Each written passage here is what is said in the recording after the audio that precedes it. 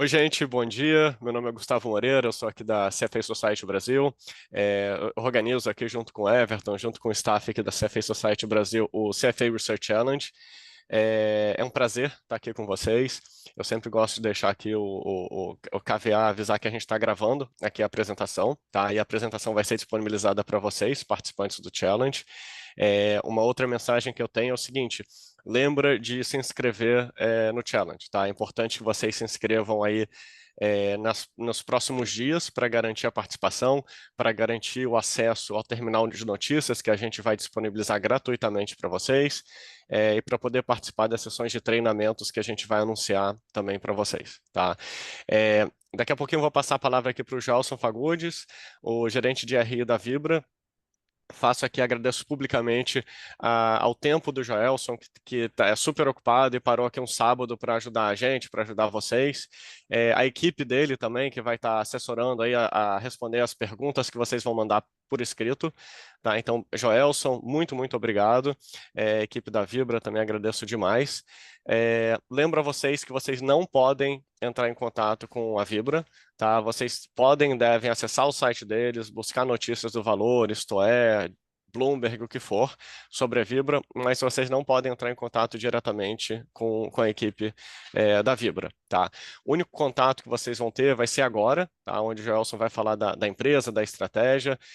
Ao final aqui da apresentação, a gente vai ter uma sessão de perguntas e respostas, onde vocês vão colocar a pergunta por escrito no nosso chat, tá? Eu vou ler as perguntas e o Joelson vai responder. Tá, então, vou pedir para todo mundo manter o microfone em mute durante toda a sessão. Tá? É, a gente vai mandar para vocês, né, os membros, né, as equipes inscritas, as instruções para vocês mandarem as perguntas por escrito para a gente. Tá? Então, depois aqui do Q&A, vocês vão poder mandar 3 perguntas, vocês vão mandar para a gente, para a CFA Society. A CFA Society vai consolidar essas perguntas, vai mandar para o Joelson, para a equipe do Joelson, eles vão responder por escrito e a gente vai disponibilizar essas perguntas para vocês. Tá? Então, sem mais delongas, Joelson, muito obrigado aqui pelo seu tempo. O Joelson vai fazer aqui uma apresentação sobre a Vibra. Lembrando, não abra o microfone, por favor, coloquem as perguntas por escrito aqui. Tá ótimo. Joelson, muito obrigado. O tempo aqui é todo seu. Legal. Gustavo, Everton, obrigado pelo convite. Estou bastante animado em ver a Vibra aqui sendo trazido para conhecimento, assim, um amplo conhecimento. Esse desafio, ele é bastante interessante, é bastante legal, porque dá a oportunidade aqui para a companhia também de mostrar um pouquinho do que a gente tem feito, dessa incrível jornada que a Vibra tem ajudado a construir aqui, né, com o mercado brasileiro de uma maneira geral, de distribuição, né, e, e assim, tenho certeza que vocês vão olhar, vão se apaixonar. Eu tô aqui na Vibra já há 15 anos, eu tô aqui desde o início aqui no IPO. Esses assuntos de desafios acadêmicos, etc., eles me chamam muita atenção. Eu sou professor universitário também, então eu sempre fico muito à vontade com esses fóruns e gosto bastante de toda e qualquer iniciativa de disseminação de conhecimento e construção científica, tá? Então, desde já, parabéns a vocês, e agradeço aqui o interesse pela companhia nesse momento. Eu tenho uma apresentação aqui, provavelmente vocês já conhecem, mas eu vou apresentar aqui, vou trazer aqui a nossa apresentação institucional. É, Mais do que fazer ela de maneira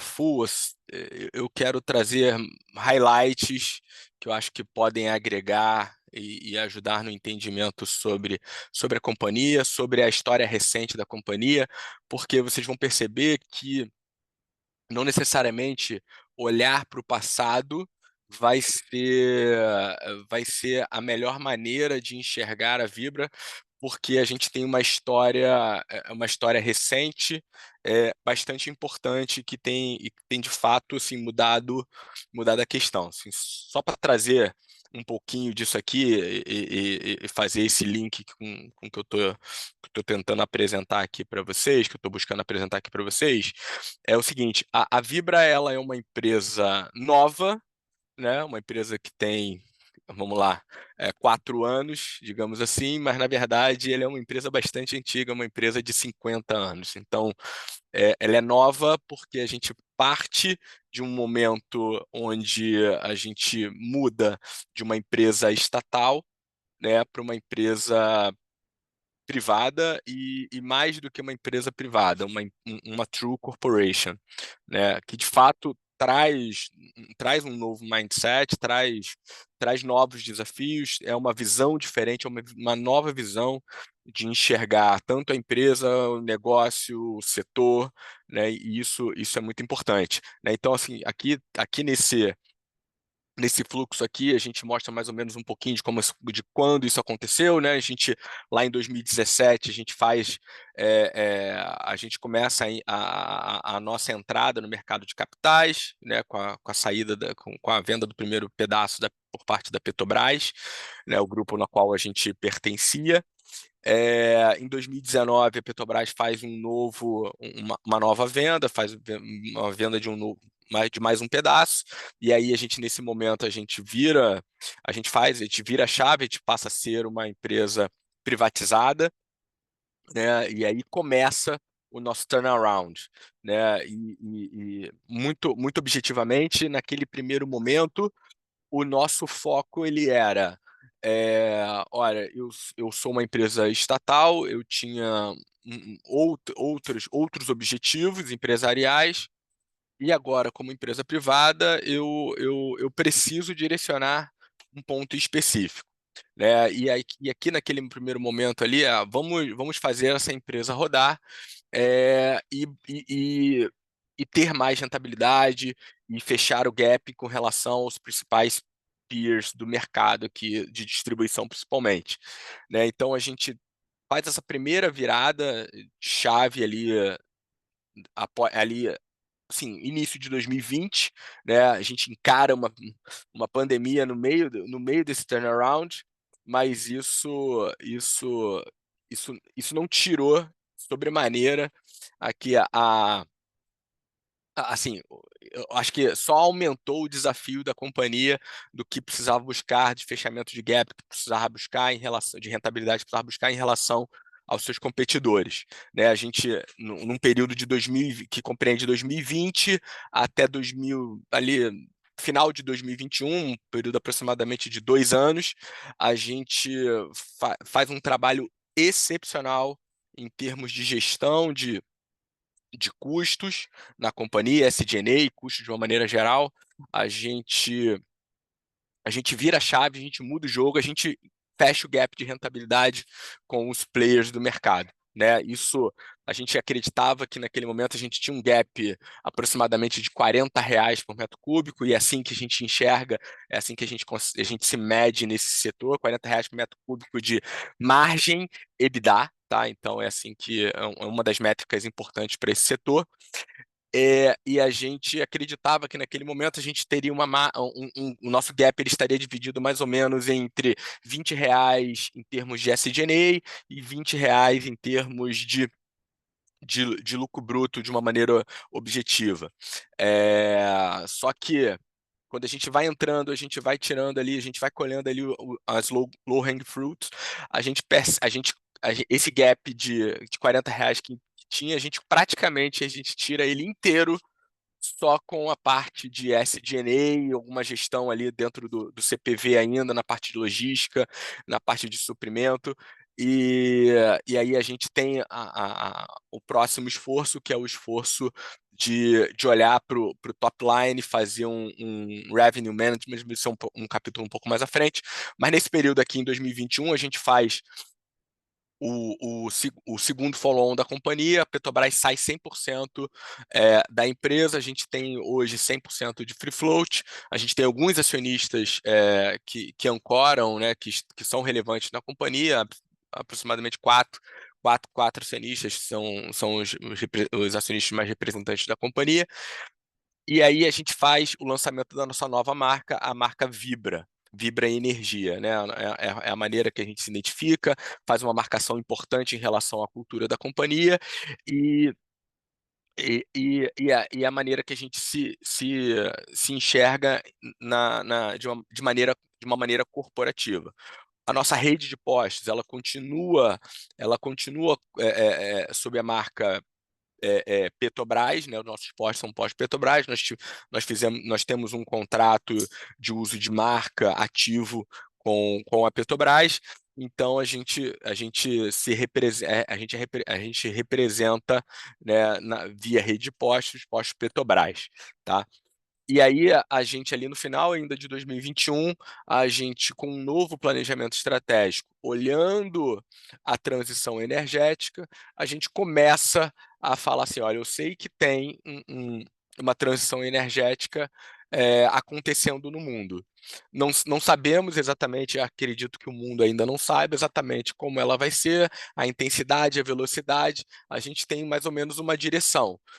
E aí a conclusão do nosso planejamento estratégico foi definir quais eram as vias que nós de fato temos muito a agregar, que nós temos expertise, que nós de fato temos vocação, e quais são os tipos de negócio, considerando a transição energética, que a gente teria menos interesse.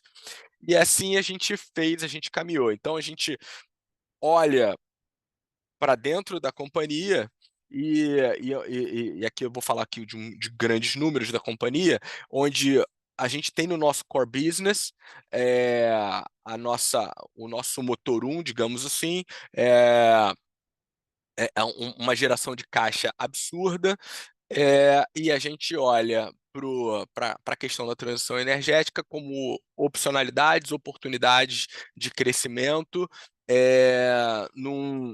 em vias que devem crescer no futuro, e a gente precisa estar posicionado para esse crescimento, porque a transição deveria substituir um pedaço do nosso negócio, e a gente, estando bem posicionado, entendendo bem para onde as coisas estão indo, olhando essa característica aqui da companhia, que é uma companhia que tá hoje no Brasil inteiro, tem mais de 8.000 postos de serviço, é a maior distribuidora do país, estamos em mais de 1.800 municípios, todas as unidades da federação passam por nós temos 30 milhões de clientes por mês, 30 milhões de clientes passam de certa maneira pela Vibra. Nós temos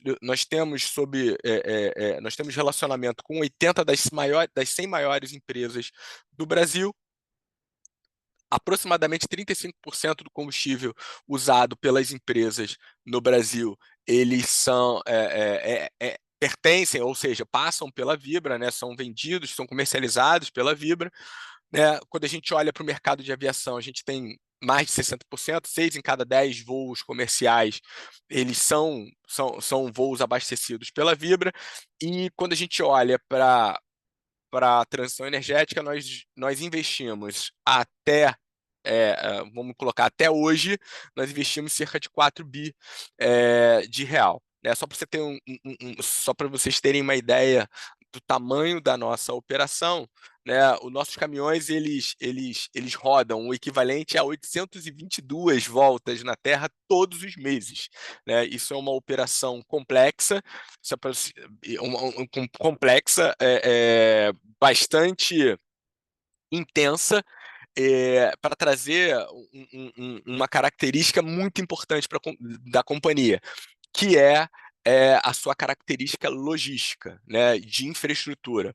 Hoje, a Vibra, ela obviamente, ela está presente. A gente tem tankagem, a gente tem unidades operacionais em todas as unidades, né, da federação. Nós temos cerca de 92 unidades operacionais, nós temos mais de 90 parques de abastecimento, ou seja, nós estamos presentes em mais de 90 aeroportos, né? Nós temos, em termos de lubrificante, nós temos a maior fábrica de lubrificante da América Latina, a quinta maior fábrica do mundo.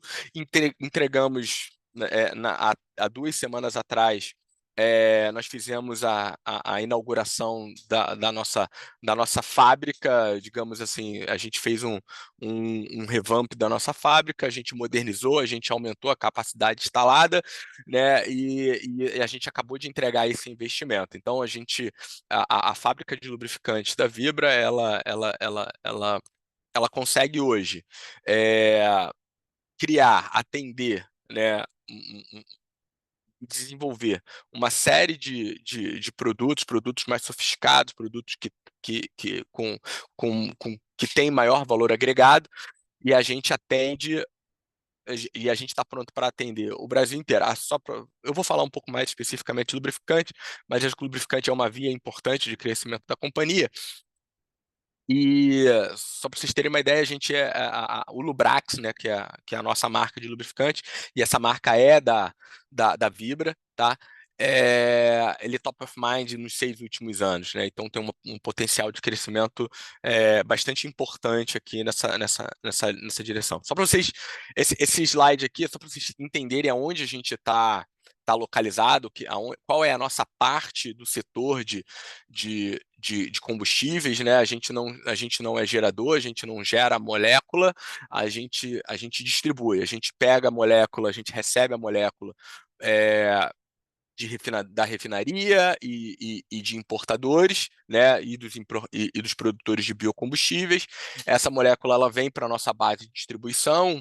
Uma parte, a base primária geralmente são as bases que estão coladas com a refinaria, né? É o primeiro ponto de carregamento. Então, da base primária, a gente faz transferências, e aí essa parte da transferência a gente usa uma logística terceirizada, de caminhões, tanques, ferrovia, nada disso é nosso. Isso são contratos de transporte. Aí a gente volta mais uma vez para as bases secundárias. Então, da base primária, a gente passa para a base secundária. Dessa base secundária, a gente faz a entrega para os postos e o cliente B2B, né, os nossos revendedores. Então, o nosso cliente direto no B2C, né, que a gente chama que são os revendedores. Daqui a pouco a gente fala um pouquinho da forma de contratação desses revendedores.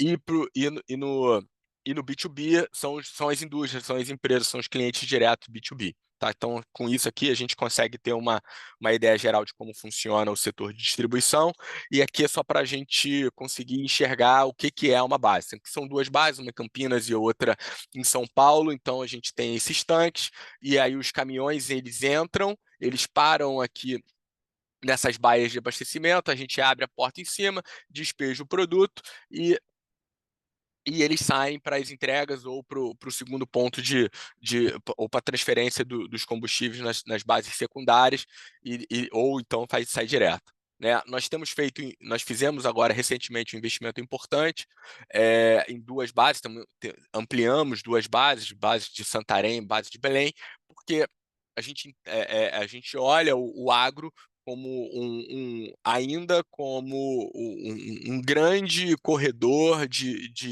ainda de investimento em distribuição. Então, a gente considerando que o Brasil tem crescido mais via agro, mais centro-oeste, mais norte, a gente tem feito reforços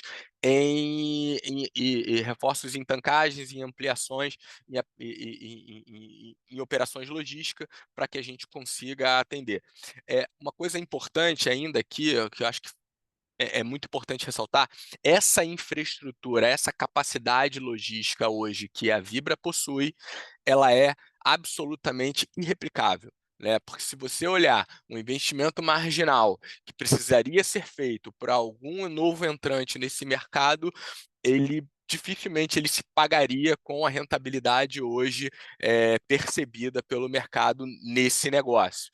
Né? Então, o fato da gente ter essa capilaridade, essa regionalidade, a gente ter uma infraestrutura espalhada, e mais do que uma infraestrutura espalhada, é uma infraestrutura já depreciada, porque essa tancagem, né, e aí vem um pouco da história do legado, né, a BR Distribuidora, né, foi como ela foi concebida numa época, era uma empresa, era um braço da Petrobras, e ela tinha a missão de promover e de prover segurança energética para o Brasil, e ali numa época de governo militar e etc. Então, segurança energética era muito importante. Então, a quantidade de bases que foram implantadas ao longo do Brasil eram muito mais do que suficiente para atender o mercado de distribuição, né? Então, por quê? Porque ali era o Brasil, né?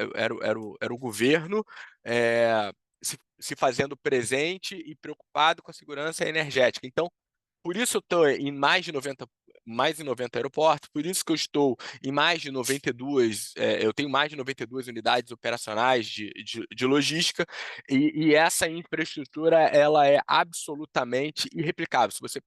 Como vocês podem perceber, os nossos pontos de abastecimento, ou seja, a nossa tancagem via litoral do Brasil, ela é algo absolutamente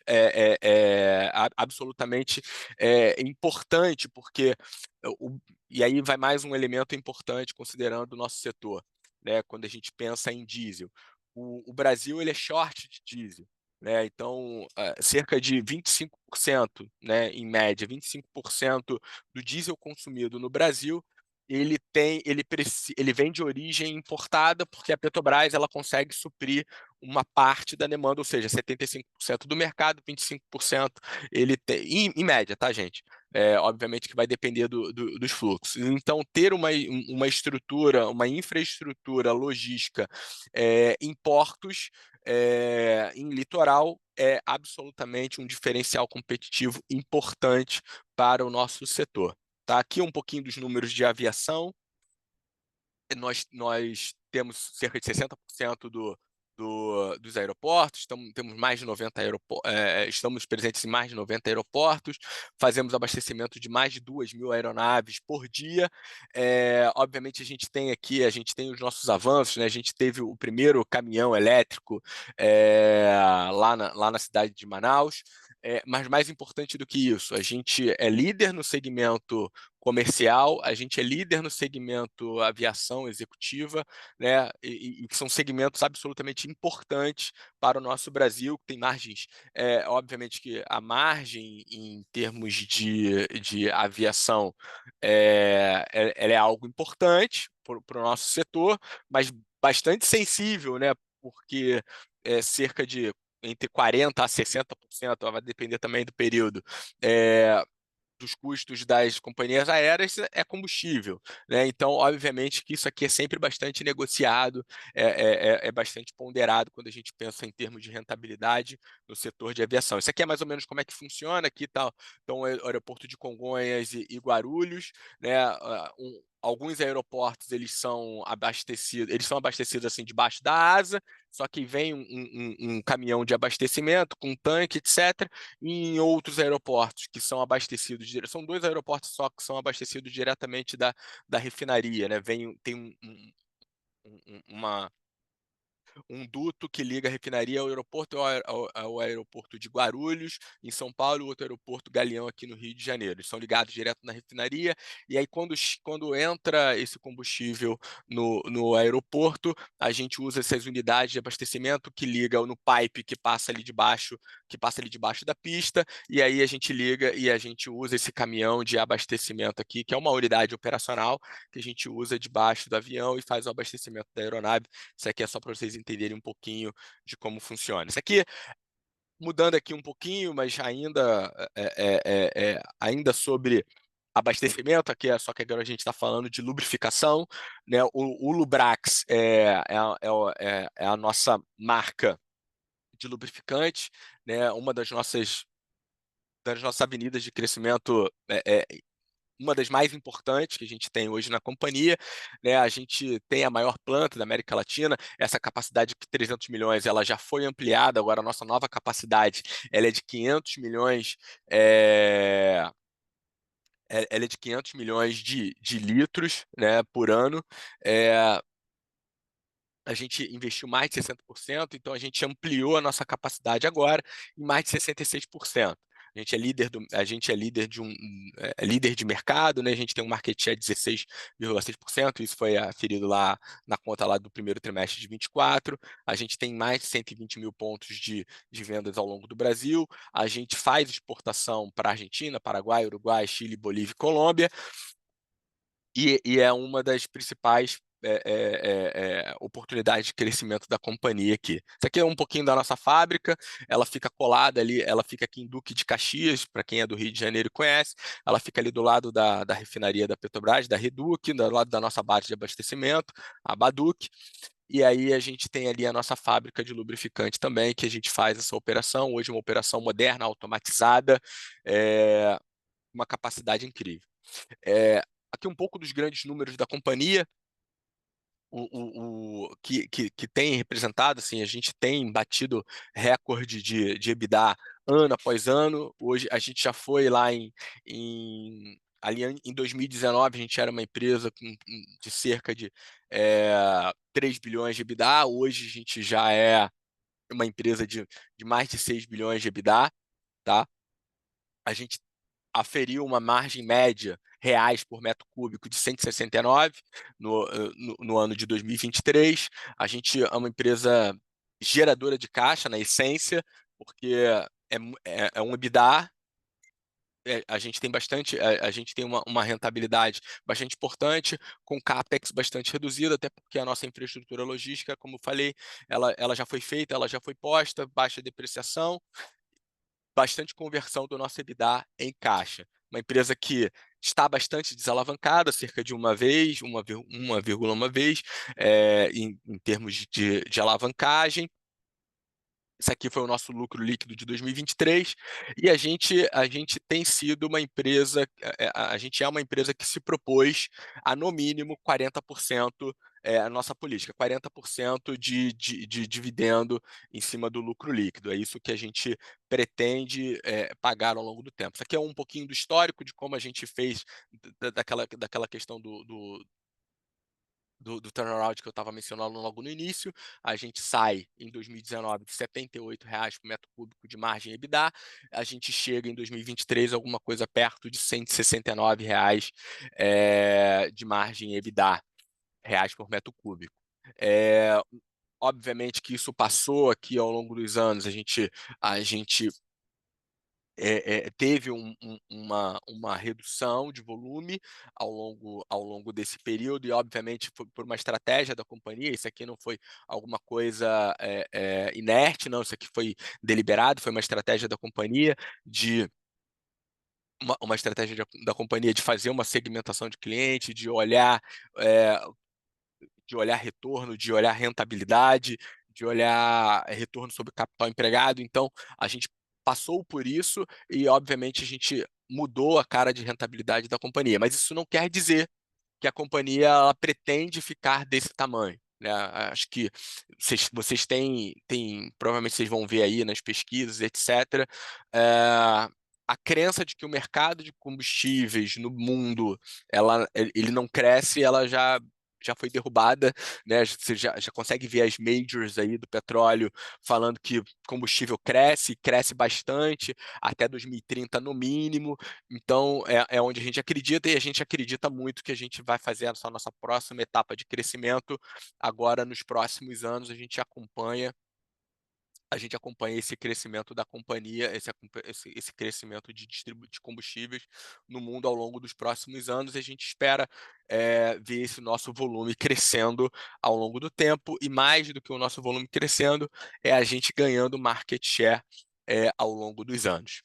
Esse aqui é um pouquinho do turnaround que nós fizemos em termos de despesas, e aqui a gente só faz alguns ajustes para ficar para guardar a comparabilidade ao longo dos anos. A gente tira resultados de recuperações tributárias extraordinárias, a gente tira uns efeitos de hedge, porque a gente não fazia um hedge accounting, então o hedge ele passa nas nossas despesas operacionais de uma maneira é, Então, para a gente, e aí, obviamente, é porque eu faço uma parte da minha operação, a parte da operação de produto importada, tá? Ela é redeada. A parte só a quantidade de produto importado que ela é redeada.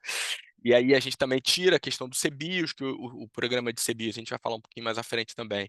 Ele foi um novo programa onde a gente compra créditos de CBIO e ao longo de ano a gente tem uma cota ANP estabelece qual é a conta de CBIOS que a gente precisa comprar, a gente vai no mercado, o CBI é um mercado, tem um mercado aberto, né? A gente vai, negocia via mercado de capitais e compra esse certificado, né?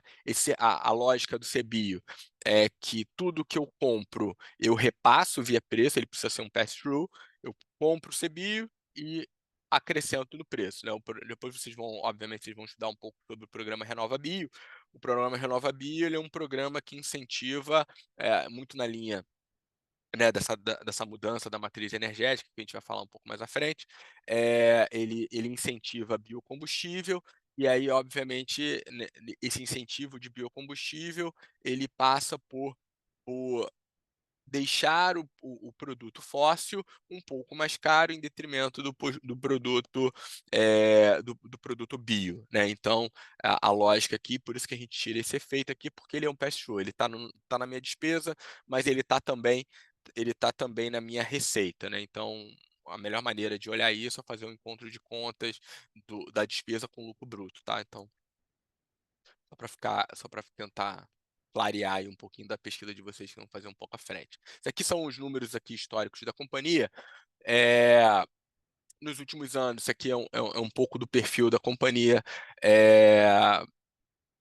que a gente vem apresentando. Então, essa virada aqui em 2021, esse nosso novo valor foi um investimento que nós fizemos lá. Nós compramos 50% de uma empresa de comercialização de energia, geração de energia renovável via majoritariamente por painéis elétricos, aí a gente vai também por painéis solares, a gente vai falar um pouquinho mais à frente.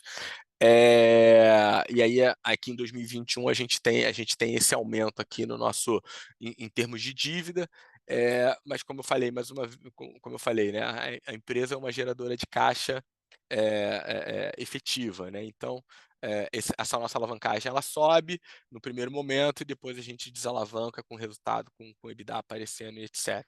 A gente meio que um reloginho em termos de CAPEX, e aqui é uma peculiaridade da companhia, que é a forma de bonificação, né? A gente tem a bonificação antecipada a clientes como uma maneira de embandeirar, né? O embandeiramento, o que que é o embandeiramento, né? É um contrato que a gente faz com a revenda.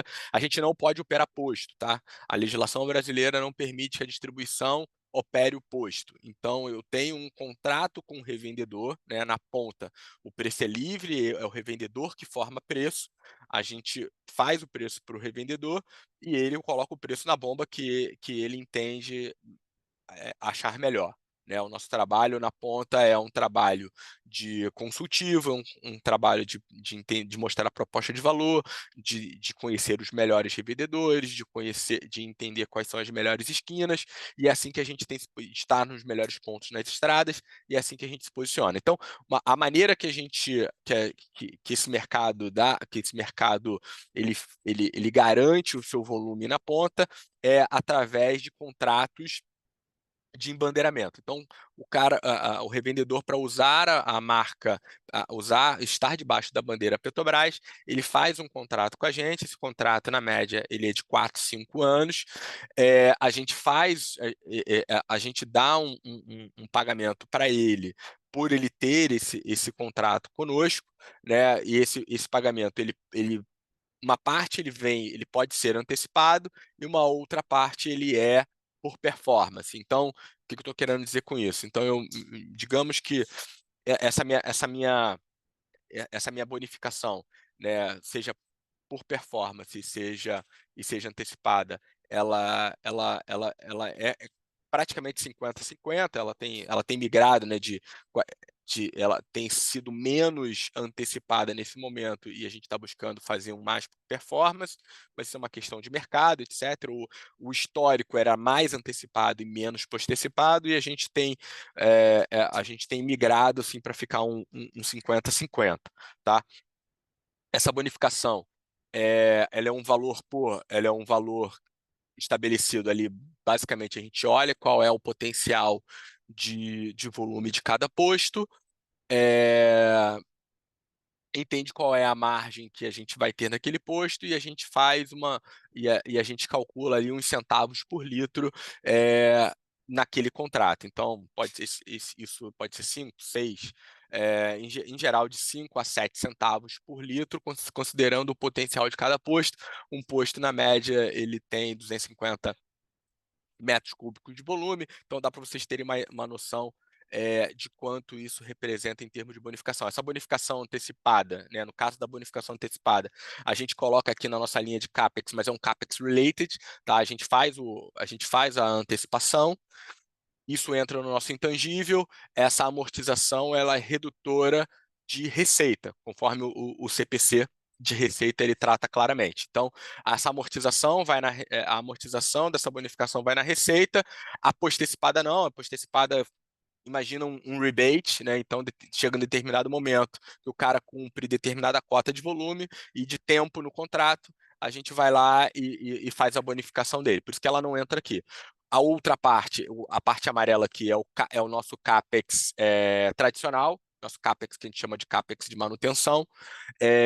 Nos 2 últimos anos, em 22 e 23, esse nosso CAPEX de manutenção foi um pouquinho maior, porque a gente estava ali, ora fazendo a expansão da nossa fábrica de lubrificante, ora fazendo alguma coisa em termos de expansão da nossa logística, etc. Mas, na média, esse nosso CAPEX ele não deveria ser maior do que esses 700 milhões de reais por ano, né? E o nosso embandeiramento antecipado, ele também, na média, ele deveria estar em torno de 700 milhões de reais por ano também. Quando eu olho aqui para a nossa política de dividendo, nossa política de dividendo, ela busca melhores esforços para pagar 40% do lucro líquido no período.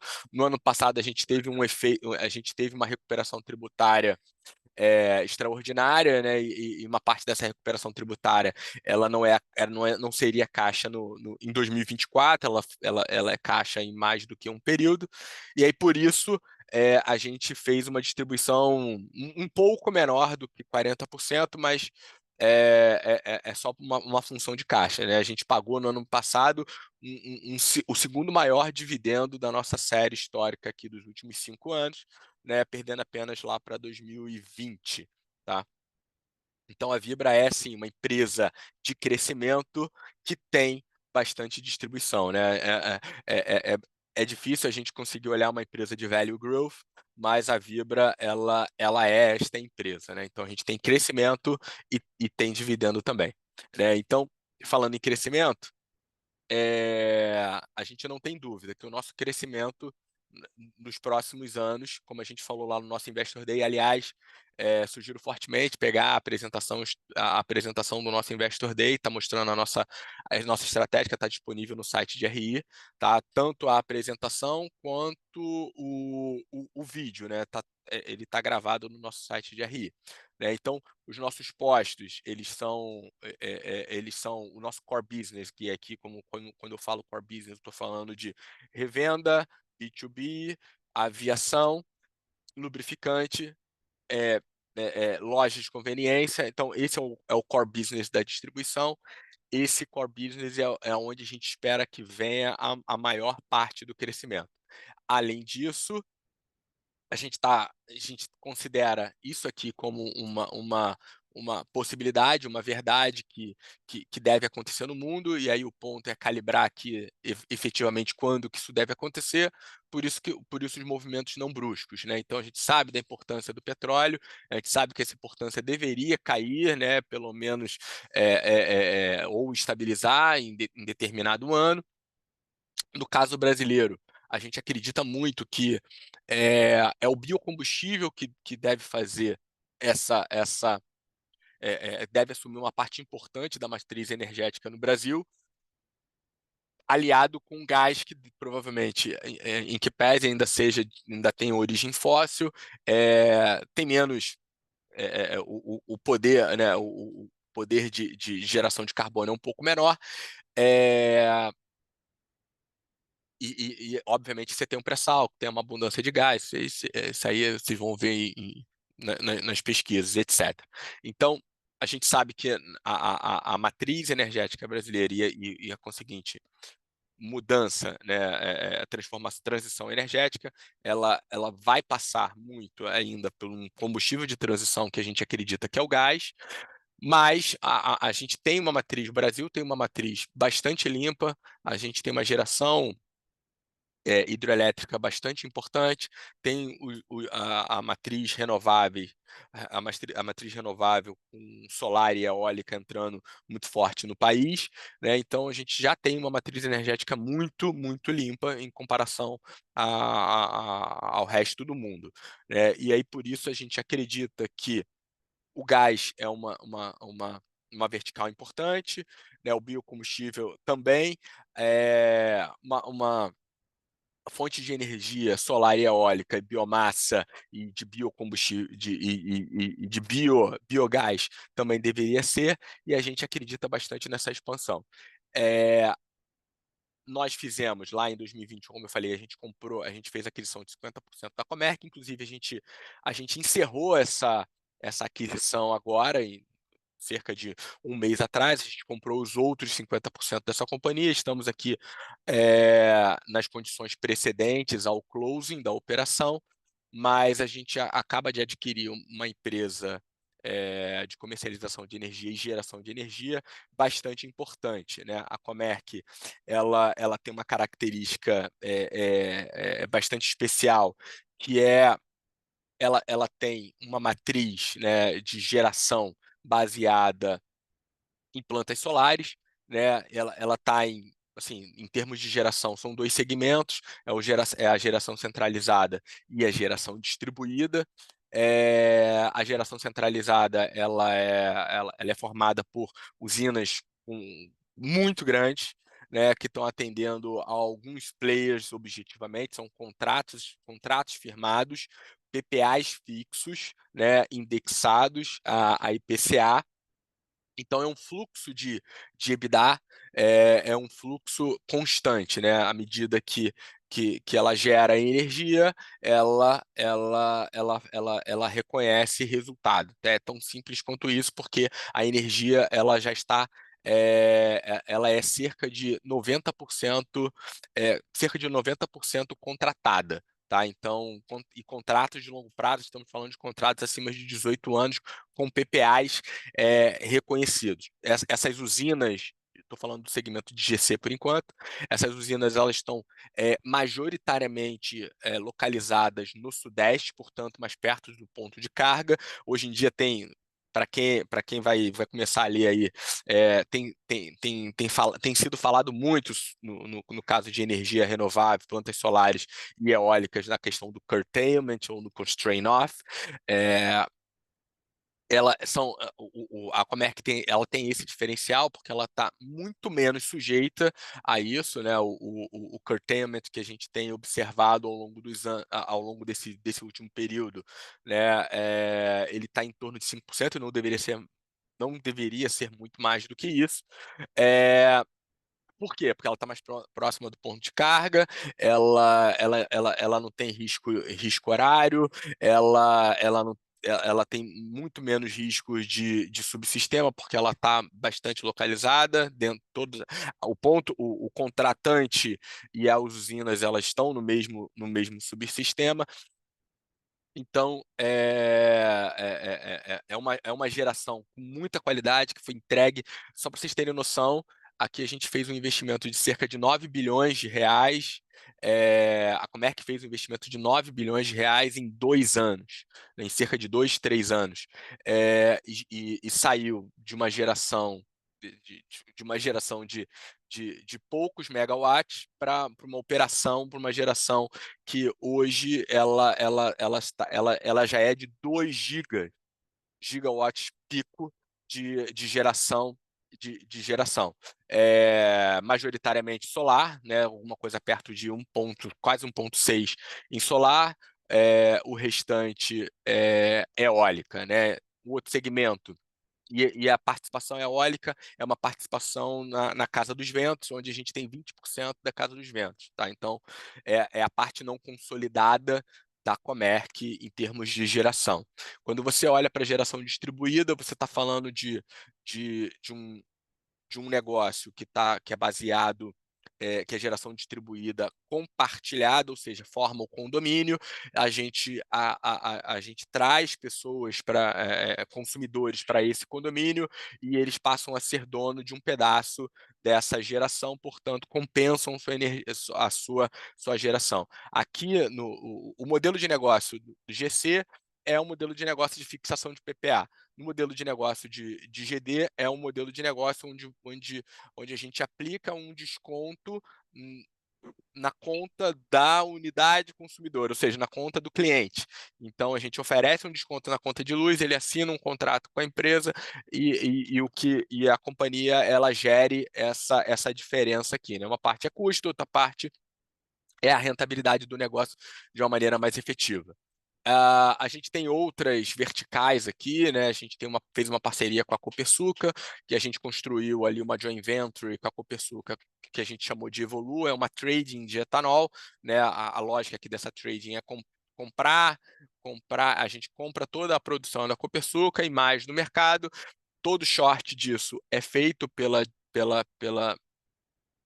Vibra nos postos via poste Petrobras e mais do que isso, a Evolu ela funciona como uma trader, então ela compra a produção, seja da Copersucar, seja dos demais, a Vibra ela compra esse produto da Evolua e a Evolua vende tudo que a Vibra precisa, e se tiver excedente, ela ainda vende no mercado, pode exportar, enfim, ela é uma trader especificamente. A EasyVolt aqui é a nossa iniciativa, a nossa parceria aqui na questão da mobilidade, na mobilidade elétrica, tá? Então a gente tem aqui postos de abastecimento, carregadores ultra rápidos, a gente deve criar aqui um corredor elétrico, assim, no primeiro momento a gente está criando aqui entre Rio e São Paulo, a gente tem postos de carregamento elétrico em São Paulo, no Rio, a gente deve ir expandindo um pouco relacionado a isso, mas isso aqui é um negócio que a gente acredita mais no longo prazo,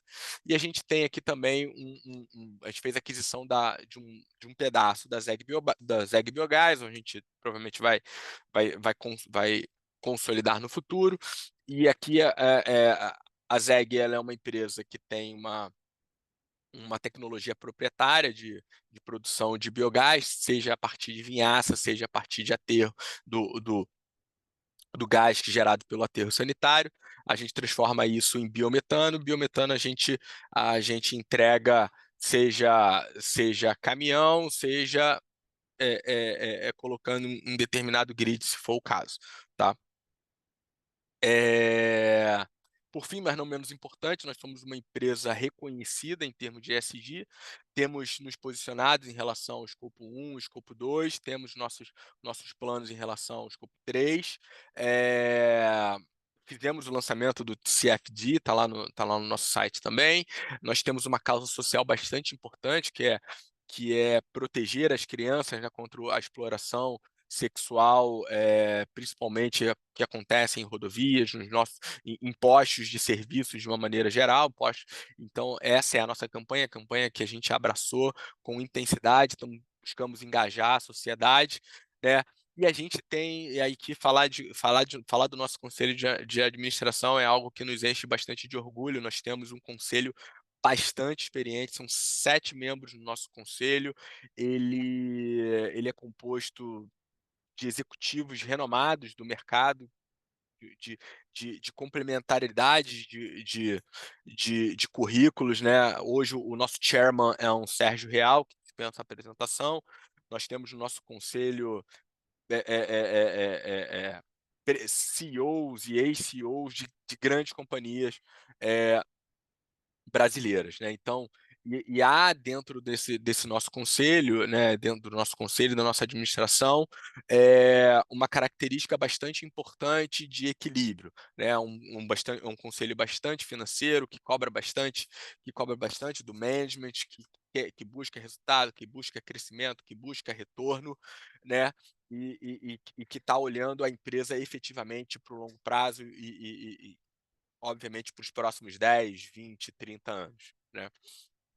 Esse aqui é o time: Ernesto Pousada, nosso CEO, Augusto Ribeiro, nosso CFO, a Clarissa Sadoc, hoje, ela é a nossa VP de energia renovável, M&A e ESG, mas ela está assumindo ela vai assumir essa posição de CEO, né, da Comerc, agora que a gente se posicionou na comprar 50%. Vanessa Gordilho é a nossa VP de marketing, lubrificante, produtos, né, o Juliano Prado, nosso VP comercial B2B, Marcelo Bragança, logística, o Flávio é o diretor, é o VP da área de rede de postos, o Henri é o nosso General Counsel, e o Aspen, o nosso VP de gente e gestão. Aqui é interessante ver essas pessoas aqui, por isso que a gente traz aqui essa informação bastante importante, porque você está falando pessoas com mais de 25 anos de setor, por exemplo, Marcelo Bragança, Aspen, Henri, Flávio Dantas, são pessoas e hoje Juliano Prado, são pessoas que têm muitos anos no setor, de experiência no setor de óleo e gás, distribuição, e a gente traz complementaridades como Augusto Ribeiro, CFO, que vem da indústria, já foi de vários segmentos, Ernesto, que também já foi de vários segmentos, Clarissa, que, que que tem um foco bastante importante em energia, né, e tem um currículo, também dispensa comentário, e a Vanessa, que é a nossa VP de marketing também, que traz uma complementaridade muito importante com todos os seus skills aqui, experiências adquiridas ao longo dos anos, né. Essa aqui é um pouquinho da nossa apresentação institucional. eh, eu aconselho e recomendo olhar o nosso Investor Day, porque as nossas iniciativas de crescimento, a forma que a gente está olhando para frente, ela foi abordada lá, e eu acho que eu falei para caramba aqui, né? São muitos detalhes, mas, enfim, temos um tempo aqui para a gente fazer o Q&A, gente. Jolson, obrigado, foi fantástico, muito bacana. É impressionante a quantidade não é nem avenidas, né? São autobans de crescimento que É vocês isso. têm.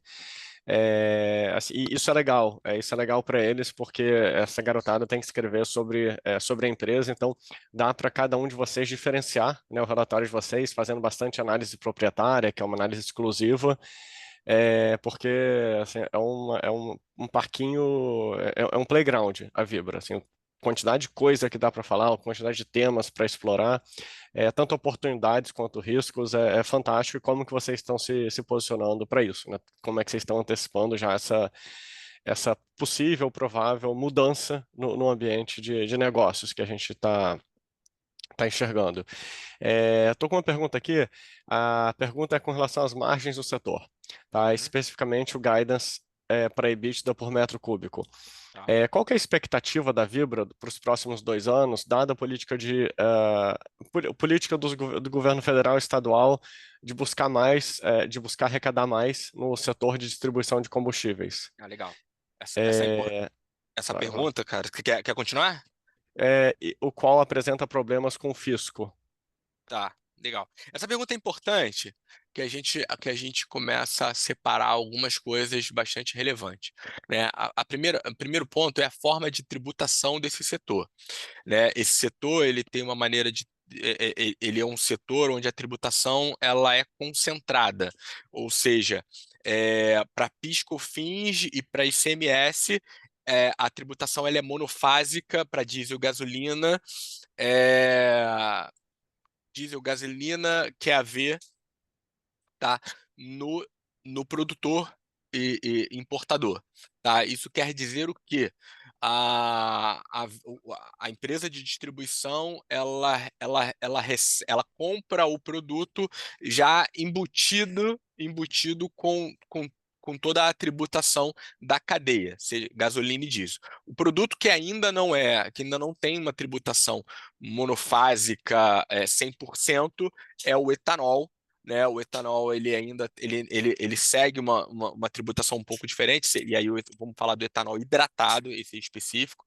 O etanol hidratado ele tem uma tributação monofásica para fins de PIS/COFINS. Vocês entendem um pouco que essa questão da monofasia, né? Monofasia é o tributo incidindo numa fase da cadeia e depois não havendo mais tributação no restante da cadeia.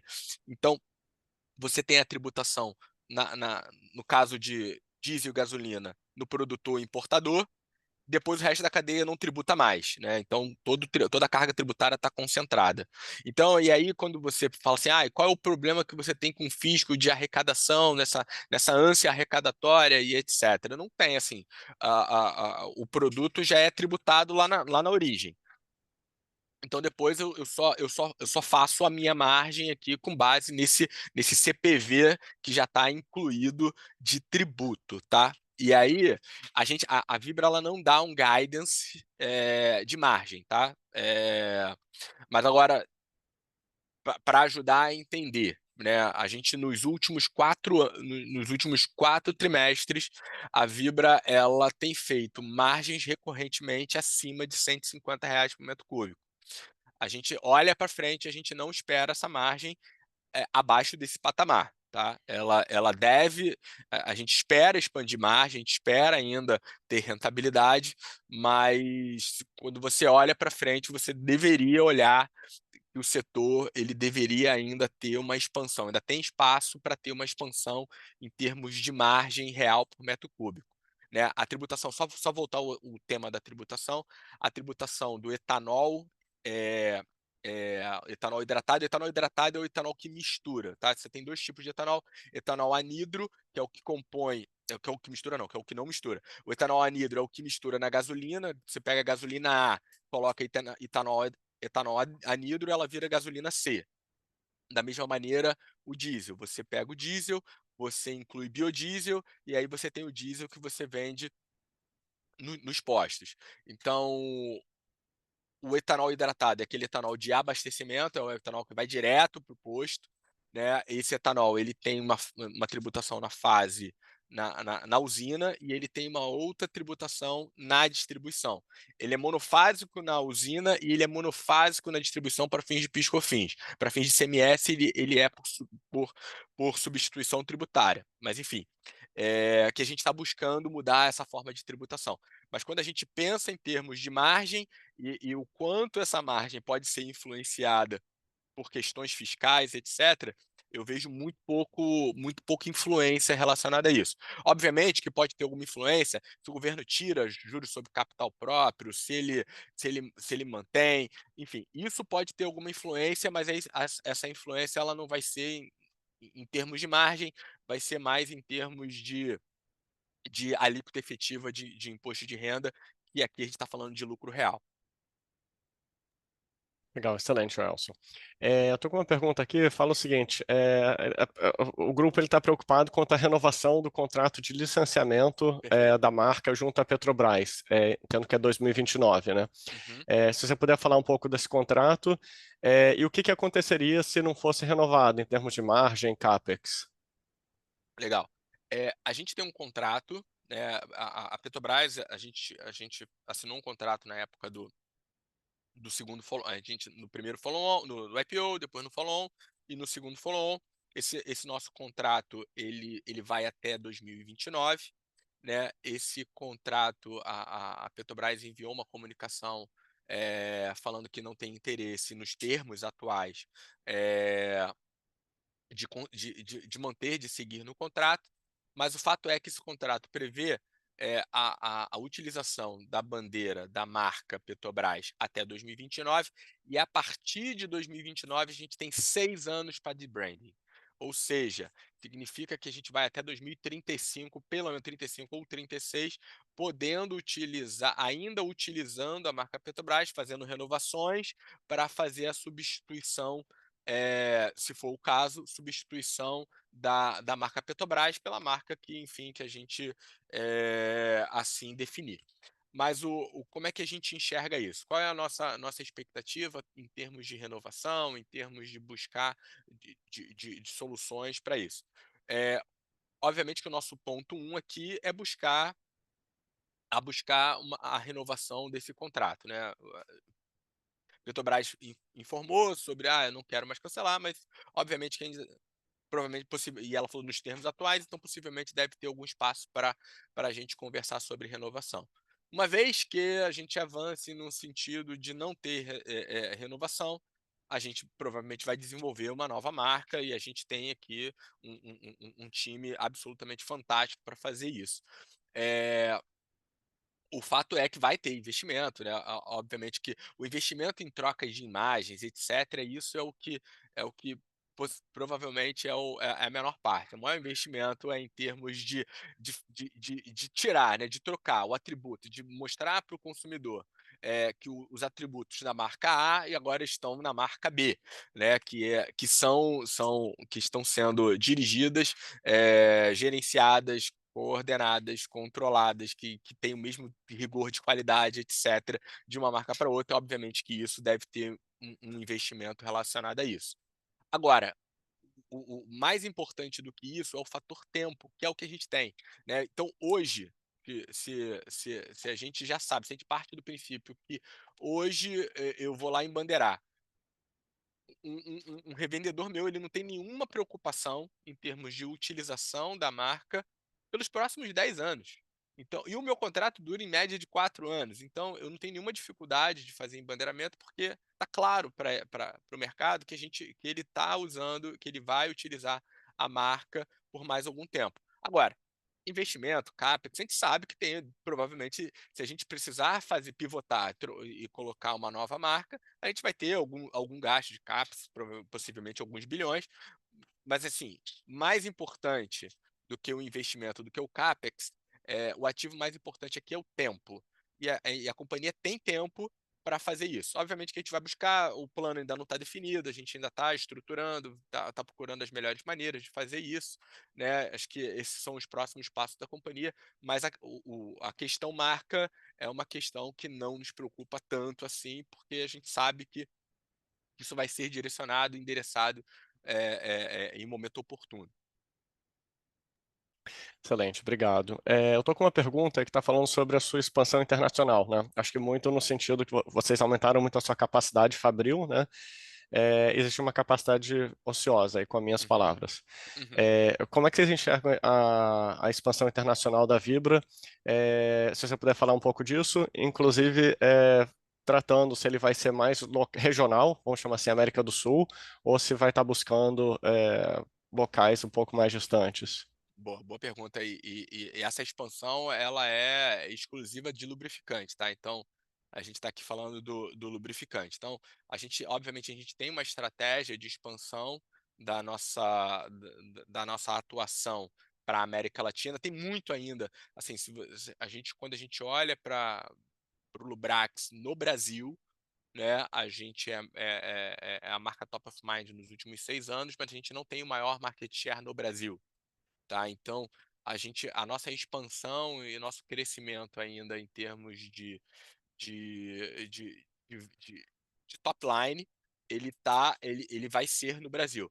A nossa expansão de internacionalização, ela é uma expansão de internacionalização totalmente regionalizada, cara. O nosso crescimento, ele é um crescimento de América Latina, né? Então, mercados que hoje a gente já atua, mercados que hoje a gente sabe que tem um potencial enorme de entrada aqui e que hoje que a gente estava muito limitado em termos de produção, a gente estava com a nossa fábrica topada em termos de capacidade, e mais do que topada em termos de capacidade, a gente tinha pouca flexibilidade para as novas fórmulas mais baseadas em sintéticas, fórmulas mais nobres, que é onde o mundo está caminhando. Então, a gente está caminhando para lubrificantes cada vez mais técnicos, cada vez mais especializados, com teor de sinteticidade cada vez maior, né? Então, e obviamente com maior rentabilidade, né. Então, a nossa ex a nossa expansão e modernização da nossa fábrica, ela vem muito por tirar um gargalo, tanto de capacidade de produção, mas principalmente por famílias de produto, né? Então agora a gente fez uma parceria com o Porto do Açu, a gente consegue trazer óleos básicos diferentes. Antes a gente tinha uma dependência muito grande do óleo básico da Petrobras, hoje a gente traz óleo básico família 1, família 2, família 3, que possibilita com que essa fábrica ela possa ser certificada por N certificadores. A gente consegue atuar num mercado hoje pouco explorado pela Vibra, que são o mercado das montadoras. Hoje, basicamente, a gente tem uma montadora que usa o nosso lubrificante na sua linha, né? Obviamente, a gente tem um potencial de crescimento bastante importante. Olha, a gente está falando de margem de lubrificante. A margem de lubrificante, ela é 12, 13, 14 vezes maior do que a nossa margem de combustíveis, né, em linhas gerais. Então, assim, o potencial de crescimento do negócio lubrificante, ele é bastante grande, e a expansão ela vai se concentrar muito mais no Brasil e, obviamente, América Latina, numa segunda derivada que faz parte da nossa expansão, tá? Assim, uma coisa importante, eu não espero topar a capacidade rapidamente, né? A expansão da fábrica, ela é muito mais de trazer habilitações novas para essa nova fábrica. Excelente. Joelson, uma pergunta relevante é a seguinte: como é que a oscilação no preço do petróleo internacional e doméstico, como é que ele impacta o seu resultado? Uhum, E se você puder falar um pouquinho de sazonalidade também perfeito, no resultado da empresa? legal. Boa pergunta. Obviamente que a gente tem sensibilidade com relação à variação do preço do heating oil, né? E do RBOB, são as componentes do diesel e da gasolina, né? Internacional. Eles influenciam o nosso mercado, porque 25% do nosso mercado ele é short de diesel. O Brasil é menos dependente da gasolina importada, mas ele é mais dependente do diesel importado. Então, em certa medida, ele influencia. Dificilmente ele influencia objetivamente, assim, tem uma volatilidade muito grande nos preços domésticos em relação. Por quê? Porque você tem um grande produtor refinador local que suaviza essa volatilidade, né? A Petrobras, ela assume uma posição e ela dá uma regulada, uma estabilidade ao setor em termos de preço, né? O produto importado, ele sim, esse sim a gente tem um pouco mais de volatilidade, mas isso ele chega muito suavizado na bomba, tá? Então, isso é uma característica importante. O player que gera um movimento no nosso business, sem dúvida nenhuma, é quando a Petrobras faz os ajustes de preço, né? Se a Petrobras faz os ajustes de preço para cima, obviamente a gente vai ter um consumo maior de capital de giro, vocês vão perceber, e isso é bastante relevante. A gente tem um consumo maior de capital de giro.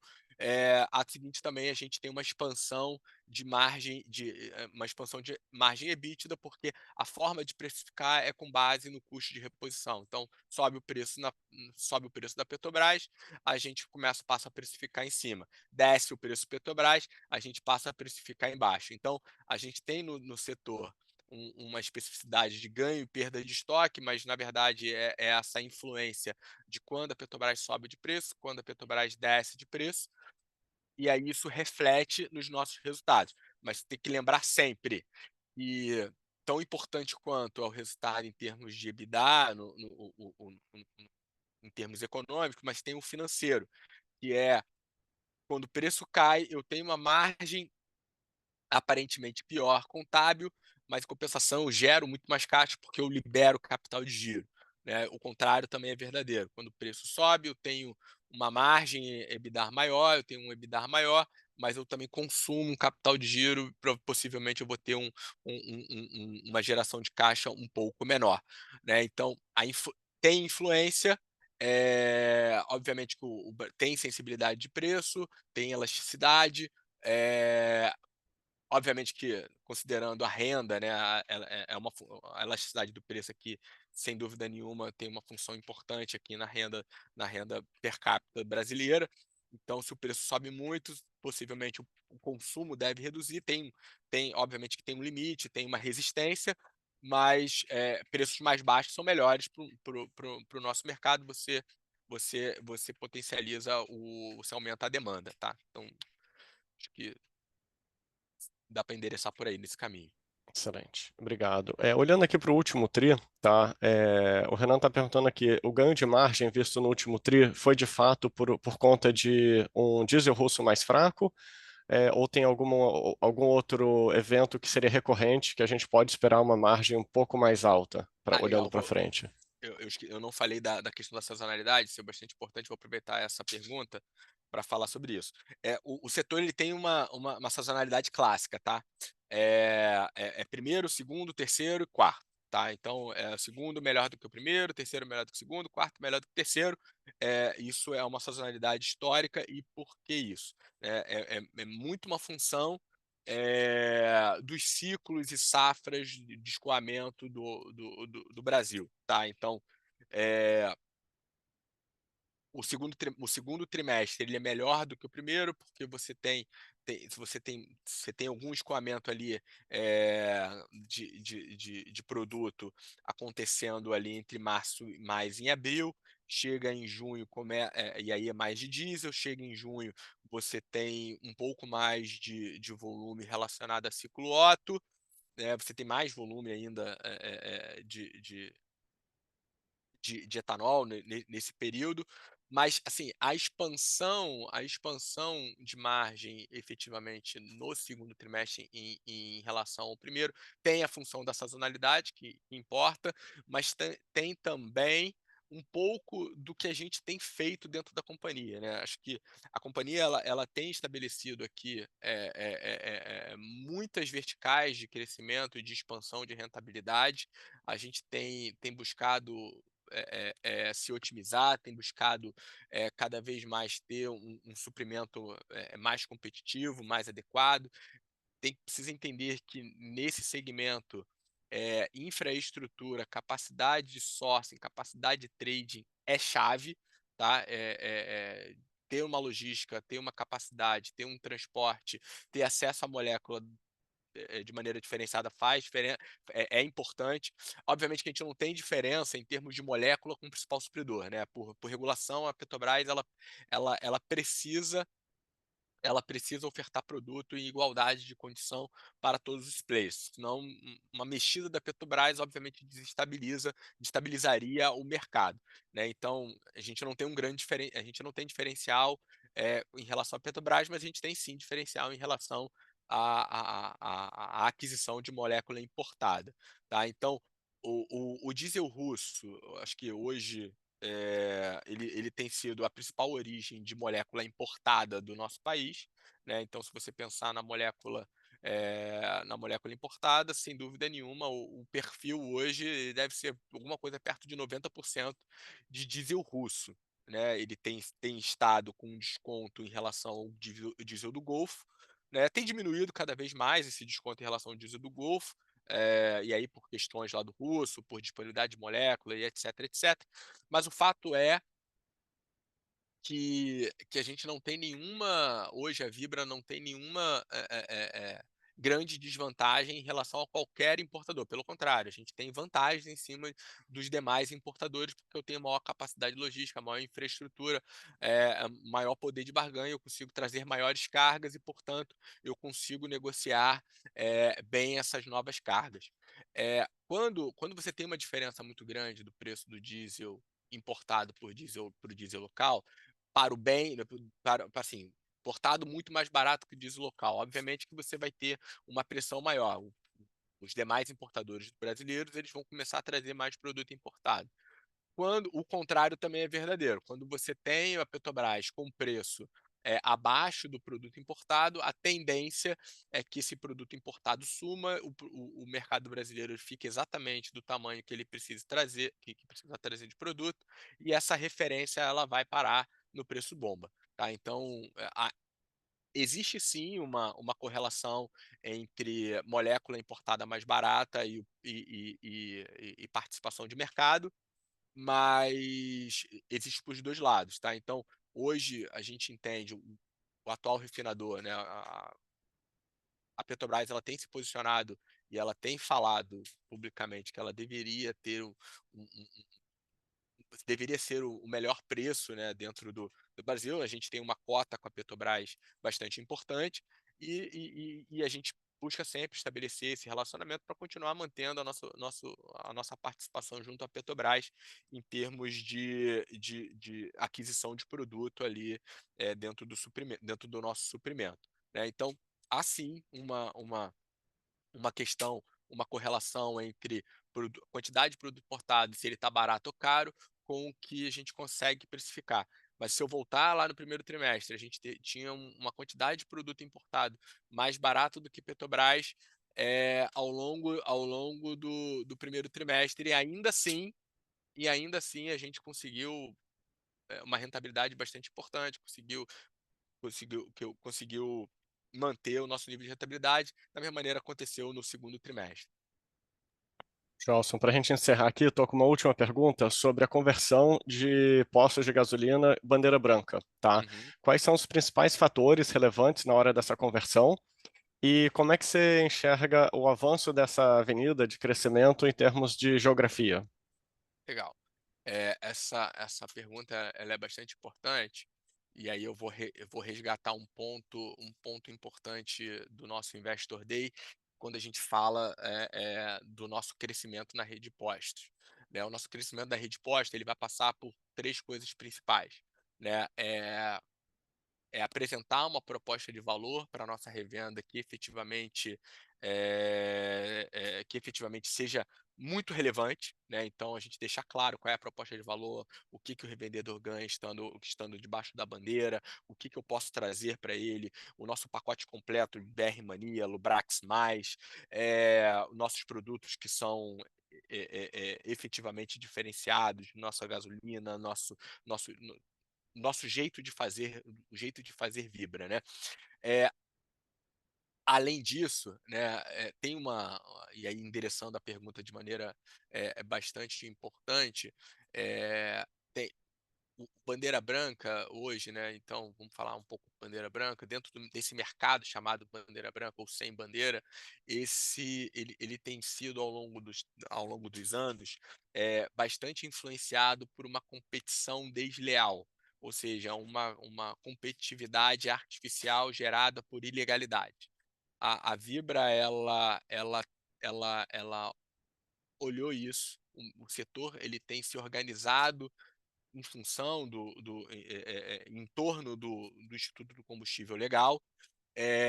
Temos ido nessa direção, temos ajudado, temos impulsionado, temos participado bastante disso no combate a essa ilegalidade. Porque uma vez que a gente tira a ilegalidade desse setor, ou que a gente diminui a ilegalidade desse setor, uma parte grande desses bandeiras brancas que se sustentam hoje, basicamente em função disso, eles não deveriam existir, deveria haver uma conversão desse bandeira branca em bandeirado. E, obviamente, a Vibra está aqui, pronta para mostrar a nossa proposta de valor.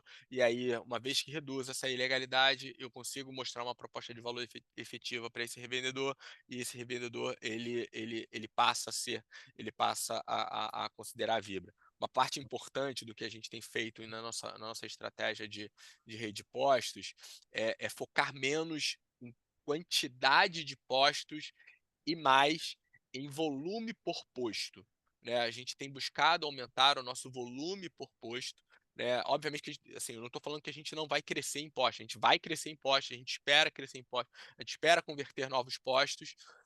No entanto, a gente também quer crescer em número de postos, né? Nos últimos anos, nos últimos três, quatro, quatro trimestres, a gente vem diminuindo o nosso número bruto de postos, mas o nosso volume da nossa rede ele tem se mantido estável e até crescente, né? Isso mostra que eu estou aumentando o nosso volume médio por posto. É isso que a gente tem buscado. Então, à medida que a gente, e aí endereçando mais uma vez, reforçando esse ponto. Então, à medida que a gente tira essa ilegalidade, a gente melhora a nossa proposta de valor, a gente cresce na rede de postos. Joelson, se você me permitir, surgiu uma última pergunta aqui que Claro, parece ser bem relevante aqui. claro, vamos lá. O participante está perguntando aqui sobre a Vibra Ventures e outras iniciativas. Na Ah, sua o visão, CVC.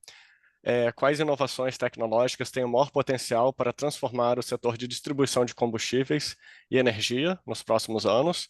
E Uhum. como que vocês pretendem capitalizar em cima dessas tendências? A gente estabeleceu lá um CVC, né? Bastante importante a gente tem uma unidade de inovação dentro da companhia e a gente está sempre procurando oportunidades, né? Acho que a gente tem algumas iniciativas, por exemplo, a própria EasyVolt, ela veio dessa iniciativa de CVC, a gente olhou, a gente entendeu, a gente fez um investimento ali, assim como outras iniciativas, né? Acho que o setor, no setor de combustíveis, obviamente, sempre vai ter possibilidade de digitalização, de formas de atuação dentro do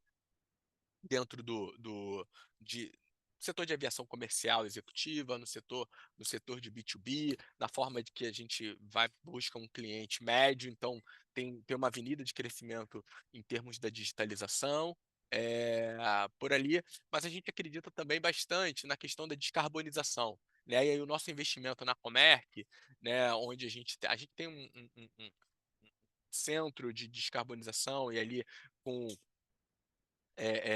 com certificados, né, buscando olhar a pegada de carbono e oferecer soluções de descarbonização para esses clientes, e aí andar andar na via da transição energética, ajudando o meu cliente, perceba que eu falei logo no início, a gente tem 80 das 100 maiores empresas do Brasil, então eu estou dentro da empresa, eu conheço a sua estrutura, e aí o próximo passo é fazer seu inventário de carbono, é olhar para dentro dessas empresas e oferecer soluções. Acho que, obviamente, que quando a gente fala de inovação, o Brasil, o mundo, de uma maneira geral, tem vias, obviamente, que a gente não conhece. Ter iniciativas de inovação, e é algo que a gente dá bastante valor dentro da empresa, é muito importante. Obviamente, eu acredito tanto em digitalização do setor, em automação de bases, automação de pedidos. Acreditamos também bastante na questão da pegada de carbono e como eu faço inventário de carbono de clientes. Obviamente, tem a questão da eletrificação da frota, que obviamente a gente sabe que isso está muito mais para frente. Está falando de, de mais de 10 anos à frente. Mas, obviamente, que a gente precisa olhar isso em termos de inovação um pouco mais à frente, né? Faz parte aqui do processo. Tá ótimo, Gelson. Agradeço demais aí pelo seu tempo, pela sua dedicação. Pessoal, peço que vocês se inscrevam no challenge o mais rápido possível para garantir a participação de vocês. Lembrem o seguinte: convidem seus amigos, seus colegas de outras universidades também para se inscrever no challenge, porque é uma experiência fantástica para todo mundo e principalmente para vocês. Quanto mais equipes eu tenho inscritas no challenge, eu consigo levar mais finalistas para a final de São Paulo e eu consigo ter mais vencedores. Porque se eu tenho poucas equipes inscritas, eu tenho só 4 finalistas em São Paulo e um vencedor Brasil. Se eu tenho mais alunos inscritos, mais universidades, eu consigo ter 8 finalistas na nossa final aqui local, que é brasileira, e eu consigo levar 2 vencedores para a final internacional. Então, por favor, convidem seus amigos a se inscreverem no Challenge, que é uma oportunidade incrível. Enfim, e se vocês, por acaso, não enviarem o relatório esse ano, vocês podem participar novamente ano que vem. Tá? O que impede vocês participarem do Challenge em 2 anos não é inscrição, é o envio do relatório. Então, não se preocupem em escrever que vocês não vão estar queimando um crédito. Não é uma bala de prata. Joelson, de novo, muito obrigado pelo seu tempo. Foi uma aula, uma apresentação incrível.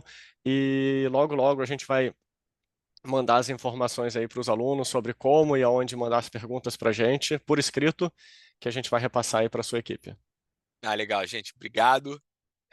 Boa sorte, mãos à obra, tem bastante trabalho, acho que vocês não vão se arrependerem um pouco, assim, o setor tem muita informação disponível, tem informação na ANP, tem informação no setor de etanol, enfim, acho que a beleza desse setor é que informação disponível tem bastante, tá? Então dá para fazer relatórios bastante rico, bastante ricos, né, ao longo dessa jornada de cada um de vocês. E eu agradeço aqui a oportunidade. Para mim é um privilégio, é um prazer. Gosto bastante de falar. Acho que eu consigo não só fazer aqui o meu papel de RI, mas aqui eu me sinto na universidade, como de fato eu sou, eu tenho origem nisso, sou professor universitário, então gosto bastante de ter essa interação com vocês, tá? Um prazer. Eu não posso falar que eu estou às ordens, mas eu vou receber eu vou receber as perguntas de vocês e responder no momento adequado. Obrigado, Joelson. Obrigado, Everton, que é nosso diretor executivo que está organizando aqui o Challenge. Pessoal, mãos à obra, e ótimo final de semana. Um abraço.